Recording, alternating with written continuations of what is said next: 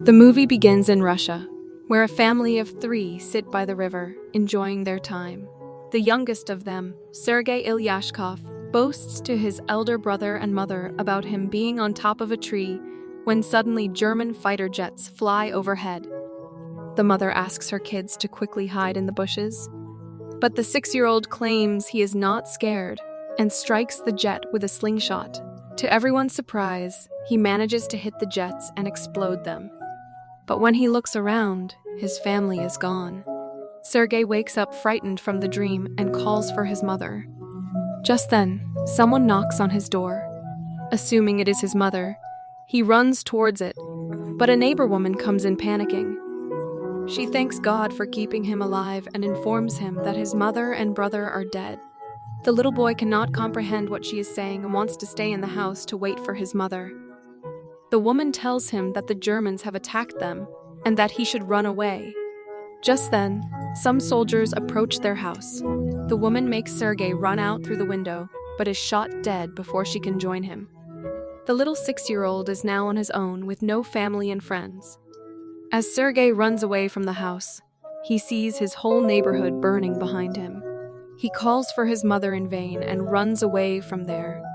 After running for a while, he ends up in the middle of the woods. The little kid starts to call for his mother to come and get him because he is lost. That night, he stays in the jungle. The following morning, we see him drink water from a river when the enemy soldiers approach his way. Sergei, knowing that they are dangerous, quickly hides inside a tree's roots. He is startled when a snake comes nearby, but doesn't utter a word or run away. Sergei is more scared of the soldiers than of the snake. The soldiers eat by the river and go away, after which Sergei takes their leftover food and devours it for the night. However, by the end of the day, the little boy is exhausted. He hasn't had a proper meal in 2 days and has been walking with no destination. He falls down as he limps but doesn't stop walking. While on his way, he sees wild berries and devours them. But just then, an explosion occurs behind him, taking him by surprise. The boy gets dizzy and starts to hallucinate someone coming behind him. However, even in such conditions, he stands brave and tells the person he has a rifle and is not scared. He limps forward but falls unconscious after a while. While he is asleep, 2 soldiers approach him. The scene cuts to the Russian army base, where Commander Kuznetsov waits for his patrol soldiers. They come in with the little kid, who is injured and weak. When the soldiers claim they are on his side, the little boy opens up and introduces himself. The soldiers laugh when the kid shakes his hand with the commander, suggesting he introduce himself too. The soldiers feel affectionate with the little kid and circle him around. They make him drink water and feed him. Even the otherwise cold commander takes care of the kid. A nurse named Katya dresses Sergei's wounds and is charmed by his personality too. The kid asks her to draw a tank on his wounds because he wants to be a soldier when he grows up. Even the injured soldiers talk to the kid and feel lighter. Sergei is fascinated with the commander's gun in his badge. The commander, too, answers all the little boy's questions and lets him play with his honorary pistol after taking the bullets out. Sergei shows him the tank drawn on his stomach and boasts about being a soldier himself. The boy is healing very quickly. The nurse, Katya, asks the commander to let the boy stay with the battalion, but he disagrees, claiming that it won't be safe. He wants to send Sergei to an orphanage. The soldiers spend all their free time with Sergei. He is visited by many throughout the day. They bring him food sent by their families from afar, and even let him play with their binoculars. One day, a soldier goes to the commander to ask him to let the boy stay with the battalion. The soldiers have grown a close connection with the kid and think of him as their own. His presence takes the weight of war off their chest. However, the commander is adamant about sending the boy to the orphanage for his own safety. The following day, the enemies attack and many soldiers are hurt.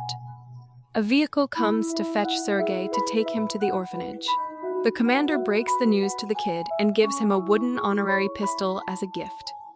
The boy in turn hugs him, claiming that he is scared for the commander's safety. the commander melting in his embrace and changes his mind. He asks Sergei to stay with the soldiers as his son. That night, the soldiers look for little soldier clothes for the little boy. They are over the moon to have Sergei stay with them. The commander wakes Sergei up and gives him the clothes. He wears them and runs around looking like a real soldier. The others start calling him their little soldier boy. As the kid runs around, the Germans launch an air attack on the battalion. The soldiers quickly take Sergei to a safe place and fight the others. The number of injured soldiers grows rapidly. Sergei wants to make himself useful, so he brings water to thirsty soldiers. One of them asks him to read a letter sent by his family because he has a bandage over his eyes. The little boy wants to help but doesn't know how to read. He takes the letter and starts making up the things written on it, claiming that the soldier's cow is safe back home. When the soldier says he doesn't have a cow, the others tell him to go along with the story and laugh. He reads everyone else's letters in the same fashion and cheers them up. In the following scene, we see Katya and the commander talking. The two seem to be attracted to each other, but do not confess their feelings. Later, Sergei tells the commander that he is of the orderly position in the battalion and starts introducing himself as one. However, the boy then sees one of the soldiers stationed destroyed from the attack. The commander teaches him to take his hat off to pay respect to the dead soldier.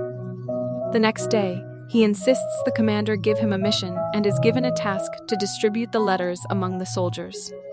He completes his task efficiently and even makes the soldiers dance for him. The following day, Sergei goes a little far from the base with his binoculars. As he is playing with it, he sees someone's leg moving from inside a haystack. He rushes back to the battalion and tells the soldiers about his findings. The soldiers are skeptical, but go with the boy anyway. When they reach near the haystack, they are alerted to see two German spies hiding underneath. The spies are arrested and the kid is praised for his intelligence. That night, the commander showed Sergei the legal papers for his adoption. He is now officially the kid's father. Sergei knows of the commander's feelings for Katya, so to repay his kindness, he takes him to confess to her. But the two see her talking to a different man and wrongfully assume she is interested in someone else. The base is attacked by the Germans again. This time, Sergei helps the soldiers with all his might by supplying ammunition to the soldiers in the front line. But the soldiers there command him to go back to the shed because it is too dangerous outside. When he comes to the shed, he sees the commander and others panicking because the phone's connection with the colonel is lost. A soldier is sent to fix the broken wires. Sergei follows the soldier and sees he has been fatally wounded. He asks the dying soldier how he can fix the wires and does it himself. The connection comes back and more troops are called. The 6-year-old saves everyone's life. Later, we see the commander and Katya talking by the river. The commander finally confesses his love for her and asks her to be Sergei's mother. Katya is over the moon, but before she can say anything, a soldier approaches them and gives the commander a letter saying they have been dispatched from the base. The following day, all the soldiers leave for their new base along with Sergei. However, on their way, they come across a minefield that blows off some of their vehicles. The commander is hurt while the group's orderly, who Sergei was close with, dies in the explosion. He cries and hugs the commander. They carry the injured ones with them and continue their journey to their new base. When they finally reach the other base, they meet the commander's leader, the general. He too is impressed by the kid's ambition and congratulations the commander for having such a smart kid. The following day, their division is awarded a guard's banner, and so is the boy. He promises to save his country when the general gives him his badge. One night, their base is attacked brutally, and the commander is trapped under the ruins. Sergei cries for his father and tries to save him. He calls the other soldiers, who finally bring the commander out. The next day, Sergei approaches an injured commander. His hands were hurt while trying to save the commander. The kid is now an inseparable part of the team. He doesn't have a family beside them and moves wherever they go in the war. The movie ends as the regiment is seen moving to another base. A voice in the background narrates that he even took part in the Stalingrad battle and reached Poland with the soldiers. He is currently known as the world's youngest soldier ever, and the legendary story of his bravery is now spread for the whole world to hear.